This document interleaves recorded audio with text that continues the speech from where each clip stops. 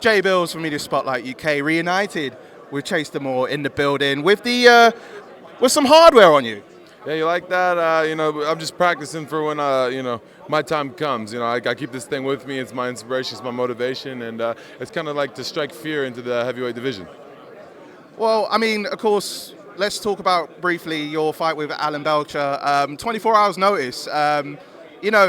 How were you able to, to prepare yourself, but even to last like the whole of the 3 rounds and not get knocked out? Because a lot of people would have thought that you would have been demolished by him, but you kept it through. Like, how were you able to motivate yourself within 24 hours? Yeah, here's the thing about it is a lot of people, they had doubts in my ability to box, and like I said, I demonstrated a huge growth from Bruckner to Stevie Knight. I still had that boxing ability inside of me. I was a few months away from the gym and obviously not in camp.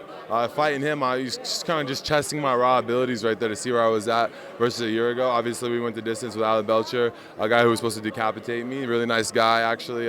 Spent some of my camp this time with him. So, I think it just demonstrated that not only do I have a chin, I have a heart, I have resolve, and, I think we can get the job done on Saturday.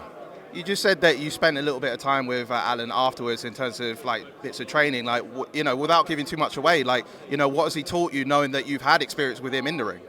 He's taught me a lot, actually. He's a very kind guy. He complimented me on my jab, complimented me on my power.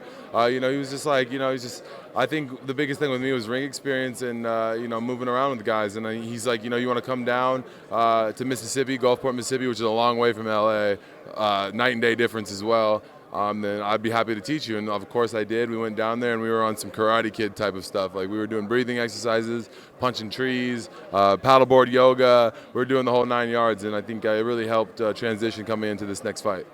I heard that the reason why you were able to get him back in the ring with Alan Belcher and to come back in the Misfits fold was because Mams needed someone to come in needed you to come in within 24 hours, and then he put you off probation. Is that true to say? No, it's not at all. The original punishment was it was a 3-month suspension and then the fine, obviously. And what's funny is that we fought, I think it was April 19th, Stevie Knight. So if you do the math on that, exactly 3 months later, it would have been July 19th. We fought Alan the 22nd. So we found out July 20th first that we had to fight Alan. So it was exactly 3 months on the suspension left. Okay. And then, of course, obviously your opponent, Tempo Arts. Obviously, when you got the call to fight him on the Prime card, what were your initial thoughts, and what do you think of Tempo as a fighter? It was more so like I knew I was going to get an opportunity to fight on the Prime card, especially after stepping in with Alan, kind of just saving that card.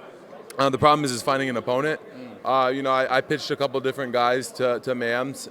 Once I pitched Tempo Arts, he really liked that day. He liked the fight, and so obviously he reached out to Tempo to see if Tempo would be down, and I kind of blessed Tempo with the opportunity to fight me, essentially, for the belt. So that's why I get to be A-side in this fight, and we're going to go do what we do best. Because I know for both of you, you got 2 different personalities, whereas, you're very animated, you're very expressive as a fighter and as a personality, whereas the Tempo, he's a little bit more reserved, a little bit more quiet. Do you expect that when you get in the ring with him that, all of that is out the window and that he's going to bring it to you in this fight? Yeah, I think that your personality speaks for how you are in the ring as well. I think, to be a champion, you got to have not only personality, you have to have charisma, you have to have the look. And I think that, when you get in the ring too, if you're quiet and reserved in real life in the biggest moments, what do you think you're going to do when you're under fire in a big moment? You know what I mean? You kind of go back in your shell and you're reserved a little bit. And I think that's what's going to happen. I think he's going to go out there, he's going to throw a lot of haymakers and bombs. He's going to tire himself out. He's going to realize that I'm not, the guy he fought last time who's going to quit on the bench. He's going to realize I'm not the dude he got laid out of the ring with. He's going to realize he's stepping in there with a real athlete, a real competitor, a grown man. I got, he's 19, I'm 26. I got some years on him too, and I'm really excited to see how this thing goes. Should you win the heavyweight title this Saturday, what would be your next goals? In terms of opponents in the heavyweight division, is there anyone that you would have your own that, deserves to step up to the plate? Yeah, I think Bradley Marytn comes to mind. He's 260, he's a heavyweight. I like to box Bradley Marytn. I would like to box, Armz. I'd like to box, John Fury sparked some interest, and in the community, I'd like to get all those fights. So. What did you think of Armz' performance against Master Uguay? Because it was like dominant in the first round. Like, what did you make of it? Master Uwe is the worst boxer I've ever seen in my life. This guy was speeding up pad footage. He was talking reckless in his interviews, especially about me. I almost didn't even want to mention his name, but that guy got humbled so quickly within, like, I think it was like a minute and a half. He realized, like, boxing's no joke. Everybody's got the Twitter fingers and can talk from the outside of the ring. But like I said, he got in there with a guy who, respectfully, I don't think is that great of a boxer either in Armz. And got beat up in a minute and a half, which is absolutely embarrassing and a disgrace to the sport. Speaking of online, Swarms had done a diss track. I don't know if you've seen it or heard of it. He mentioned your name about it. I mean, how do you react to all of that? Man, that guy's a glazer. That man shines my top every night when he's speaking my name. That guy, he got beat up by Deji. He got a lucky fight against Ryan Taylor where he got a lucky punch and broke his eye. And of course, he's not fighting this weekend. That guy's a bum. He's washed up. I think his Misfits career is coming to an end quickly. Well, final few things from me. The unscripted podcast that you got going on. Congratulations on setting it up and having a few episodes in already. What's the push with the podcast? Like, what are we expecting like going forward? We had a few episodes in already. Like, what more can we expect from it? Yeah, like I said, like I got an amazing team behind me, an amazing co-host. She does a great job. She makes all the thumbnails. She sets up the script for the day. She got the production. She talks to them, so I don't have to deal with it. I kind of just show up and do what I do in the press conferences and kind of just talk, keep it entertaining. And, it's number 3 in the world right now. I wasn't expecting it to do as well as it did. Well, I guess I was, but, obviously it's easier to say than do. Number 3 podcast in the world. We're beating Impulsive. We're beating BS with Jake Paul. And we're only 3-4 episodes into this thing. It comes out every Wednesday. We got the merch line. It's just an amazing opportunity. It's an amazing experience. We're looking forward to keeping the podcast going. And finally from me, just a quick rundown of the card, getting your predictions real quick. So we'll start from the top, KSI versus Tommy Fury. What are your views on that? I got KSI by split decision. Okay. Logan Paul versus Dylan Dallas? I think Logan Paul doesn't really have much of a choice or an option. I think, if he loses that fight, it's not just a Misfits problem. I think it becomes like a home problem. His wife, his kids, etc. So I think he's fighting. I know he mentioned the other day that he doesn't have anything he's fighting for, but he's kind of fighting for the dignity of his woman. So Dean versus Waleed?